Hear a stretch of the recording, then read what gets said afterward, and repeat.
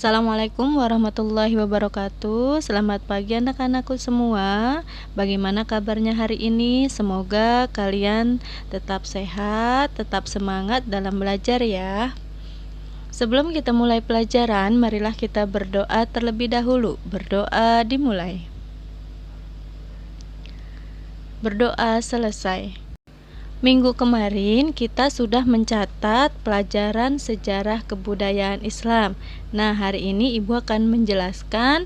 Coba kalian buka bab 1 tentang dakwah Nabi Muhammad SAW di Mekah.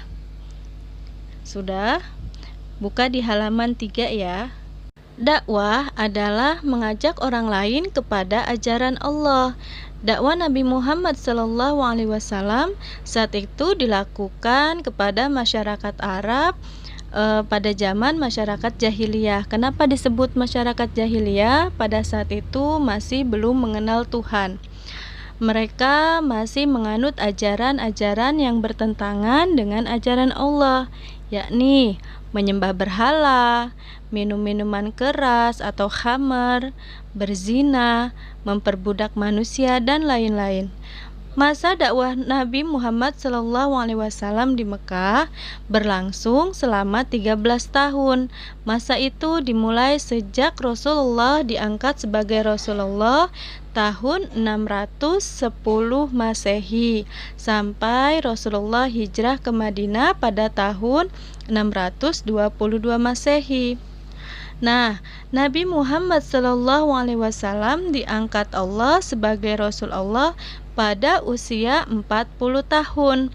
Pengangkatan tersebut ditandai dengan turunnya malaikat Jibril dengan membawa wahyu yang pertama, yaitu surah Al-Alaq ayat 1-5 di Gua Hiro. Nah, lihat gambar yang ada di video itu adalah Gua Hiro, tempat Rasulullah mendapatkan wahyu yang pertama, yaitu surah Al-Alaq ayat 1-5. A'udzu billahi minasyaitonir rajim. Bismillahirrahmanirrahim. Iqra bismi rabbikal ladzi khalaq. Khalaqal insana min 'alaq. Iqra wa rabbukal akram. Alladzi 'allama bil kalam. Ini adalah wahyu yang pertama yang diturunkan oleh Allah melalui malaikat Jibril di Gua Hiro. Pada saat turun wahyu pertama itu pada tanggal 17 Ramadan. Makanya pada setiap 17 Ramadan itu kita rayakan dengan namanya Nuzulul Quran, yaitu turunnya Al-Quran. Kemudian turun lagi untuk wahyu yang kedua kali, yaitu surah Al-Mudaththir ayat 1-7 yang berisi tentang perintah Allah agar Nabi Muhammad SAW berdakwah menyiarkan ajaran Islam kepada umat manusia. Pada saat Rasulullah mendapatkan wahyu yang pertama, kondisi Rasulullah itu sangat menggigil sampai malaikat Jibril membantunya mengajarkan membaca surah Al-Alaq itu sampai 3 kali. Kemudian Rasulullah pulang ke rumah, langsung memakai selimut dengan bercucuran keringat, akhirnya dipeluk sama istri tercinta yaitu Siti Khadijah. Di situ Rasulullah menceritakan kepada istrinya bahwa beliau telah mendapatkan wahyu yang pertama dari Allah Subhanahu wa taala melalui malaikat Jibril. Dan pada saat itu Siti Khadijah meyakinkan serta langsung membacakan syahadat memeluk agama Islam. Ini adalah Gua Hiro. Gua Hiro itu tempat Rasulullah menerima wahyu yang pertama, yaitu surah Al-Alaq. Gua Hiro berada di Jabal Nur atau Gunung Nur. Kenapa disebut Jabal Nur? Karena pada saat itu saat Rasulullah menerima wahyu, di dalam gua itu bersinar atau keluar cahaya, makanya disebut Jabal Nur atau Gunung Cahaya. Jabal Nur ini adanya di mana? Di kota Mekah. Jabal Nur ini biasanya dipenuhi para peziarah bagi orang-orang yang melaksanakan haji ataupun umroh. Anak-anak, sedikit Ibu akan menjelaskan atau menceritakan kenapa Rasulullah itu mempunyai gelar Al-Amin.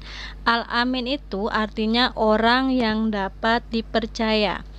Ketika Rasulullah berusia 35 tahun, berarti Rasulullah belum mendapatkan wahyu ya, belum menjadi nabi dan rasul.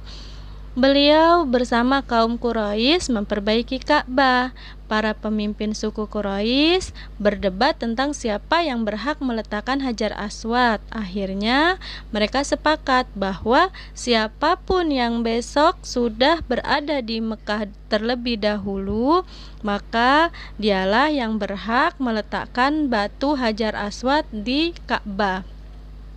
Kemudian walaupun Rasulullah datang pertama kali di Mekah, tapi Rasulullah mengajak para pemimpin suku Quraisy bersama-sama meletakkannya. Setelah peristiwa tersebut, Nabi memperoleh gelar Al-Amin yang artinya orang yang dapat dipercaya.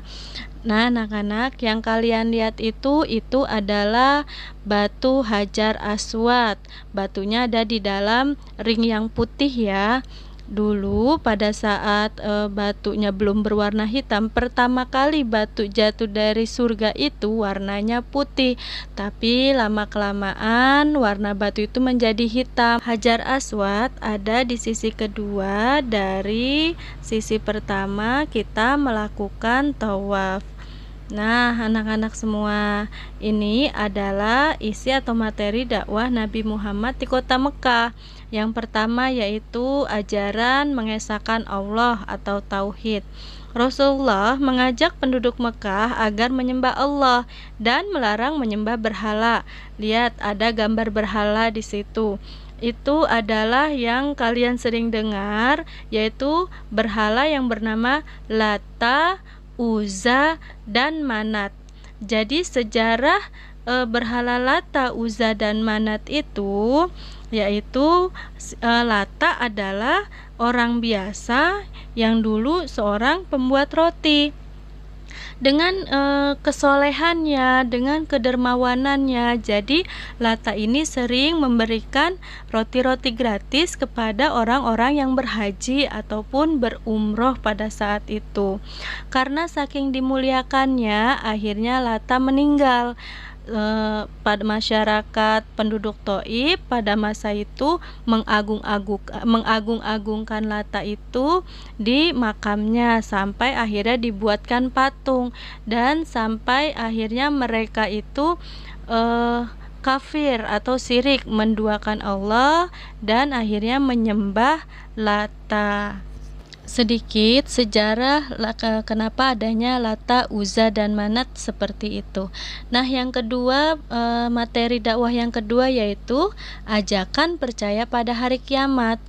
Penduduk Mekah dan sekitarnya pada awalnya tidak percaya tentang adanya hari kiamat atau hari pembalasan. Kemudian Rasulullah mengajak penduduk Mekah agar mempercayai akan adanya hari kiamat sebagai hari akhir kehidupan di bumi dan mempercayai adanya balasan Allah di akhirat berupa surga untuk orang yang baik dan neraka bagi orang-orang yang jahat. Nah, yang ketiga yaitu ajakan tentang menghormati hak manusia. Yang pertama yaitu ajakan menghormati kaum perempuan. Rasulullah di sini mengangkat derajat para perempuan yang menjadi budak waktu itu. Kaum perempuan pada masa Rasulullah sangat rendah derajatnya. Setiap bayi yang lahir perempuan langsung dibunuh karena anak perempuan dianggap tidak ada gunanya. Maka pada saat itu Rasulullah menyerukan bahwa derajat manusia di sisi Allah adalah sama, tergantung dari amal yang diperbuat oleh manusia dan atas ketakwaan terhadap Allah. Jadi kita sangat beruntung. Dulu kita diangkat derajatnya sama Rasulullah bahwa kita itu sama juga dengan kaum laki-laki, tapi tidak melebihi dari kodrat seorang perempuan. Nah, kemudian yang kedua yaitu ajakan membebaskan perbudakan manusia. Perbudakan yang dilakukan oleh orang kaya terhadap orang miskin sangat memilukan hati Rasulullah. Para budak tidak kuasa menolak perintah dan tidak berdaya menerima kekejaman tuannya. Oleh karena itu, Rasulullah menyerukan untuk menghormati manusia karena perbudakan bertentangan dengan kemuliaan yang telah diberikan Allah kepada manusia. Maka dari itu, kita sangat beruntung dilahirkan dengan agama Islam, ya, dengan memegang teguh agama Islam. Jadi di agama Islam ini tidak melihat orang kaya atau orang miskin, hartanya lebih banyak atau tidak. Yang dilihat oleh Allah adalah hati, keimanan dan ketakwaan diri manusia itu sendiri. Kemudian Rasulullah melakukan cara dakwah di kota Mekah itu ada yang dengan cara rahasia atau sembunyi-sembunyi dan juga dengan cara terang-terangan. Dakwah secara rahasia adalah cara dakwah yang dilakukan Rasulullah secara diam-diam. Cara ini ditujukan terbatas kepada keluarga dekat dan beberapa penduduk Mekah yang bersimpati pada keluhuran budi Rasulullah Shallallahu Alaihi Wasallam. Dakwah dengan rahasia berlangsung selama 3 sampai dengan 4 tahun. Nah, orang-orang yang memeluk Islam pertama kali itu disebut as-sabiqunal awalun, orang yang telah memenuhi seruan dakwah Rasulullah, yaitu siapa saja? Khadijah, istri Rasulullah, Ali bin Abi Thalib, sepupu Rasulullah, Zaid bin Haris, anak angkat Rasulullah, kemudian ada Abu Bakar As-Siddiq, sahabat dekat Rasulullah, dan yang kelima yaitu Ummu Aiman, yaitu pengasuh Rasulullah pada masa kecil. Jadi orang-orang ini dijuluki dengan as-sabiqunal awalun, orang-orang yang pertama memeluk agama Islam. Abu Bakar As-Siddiq berdakwah kepada kawan dekatnya, di antaranya ada Abdul Ammar dari Bani Zuhro, ada Abu Ubaidah bin Zarrah dari Bani Haris, ada Utsman bin Affan, Zubair bin Awam, Sa'ad bin Abi Waqqas, dan Thalhah bin Ubaidillah. Kemudian dakwah secara terang-terangan adalah cara dakwah yang dilakukan Rasulullah dengan menyeru secara langsung kepada seluruh penduduk kota Mekah. Yang pertama yaitu mengundang kaum kerabat keturunan dari Bani Hashim untuk menghadiri jamuan makan dan mengajak agar masuk Islam.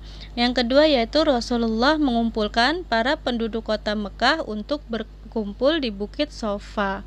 Adapun tantangan atau rintangan pada saat Rasulullah berdakwah yaitu yang pertama, masyarakat jahiliyah keberatan dengan ajaran Allah. Yang kedua, masyarakat jahiliyah keberatan dengan ajaran tentang adanya hari kiamat. Yang ketiga, para tokoh agama takut tersaingi pengaruhnya oleh Rasulullah. Adapun yang keempat adalah para bangsawan Quraisy sangat keberatan dengan ajaran persamaan hak dan kedudukan antara semua orang. Ini ada beberapa tokoh penentang pada saat Rasulullah berdakwah, yaitu yang pertama Abu Lahab. Abu Lahab ini nama aslinya adalah Abdul Uzza bin Abdul Muttalib. Abu Lahab termasuk kalangan elit kaum kafir Quraisy yang menentang ajaran Nabi Muhammad. Abu Lahab menyatakan bahwa Muhammad adalah orang gila yang akan merusak tatanan hidup orang Mekah.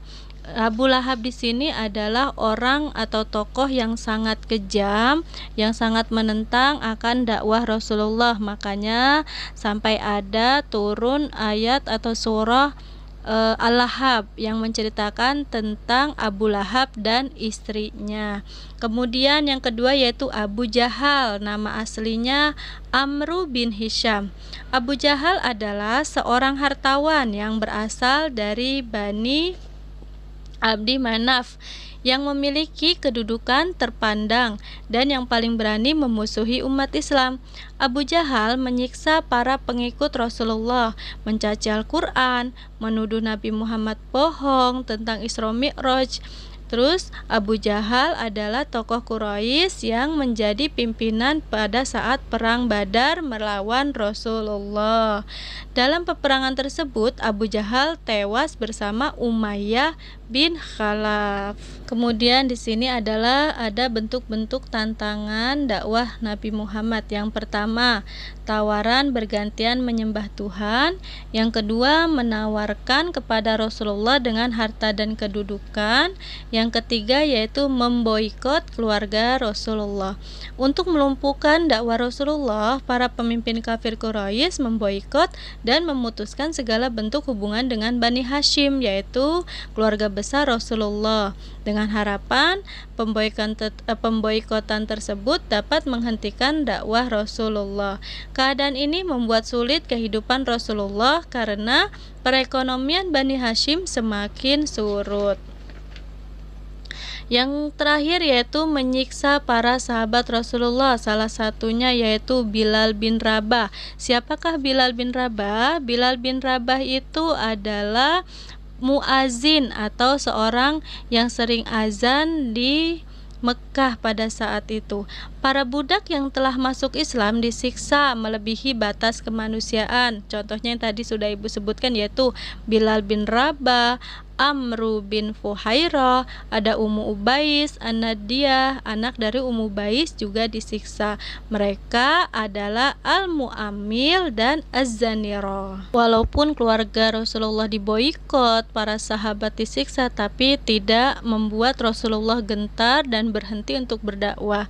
Di sini Rasulullah tetap sabar dan tawakal dalam berdakwah, kemudian membalas dengan kebaikan, lalu berdoa untuk kebaikan semua masyarakat. Betapa mulia dan besar hati Rasulullah kepada kaum kafir Quraisy yang menyiksa Rasulullah serta sahabat-sahabat Rasulullah yang telah memeluk Islam pada saat itu. Nah, anak-anak, tugas kita berdakwah tidak seperti Rasulullah dahulu ya.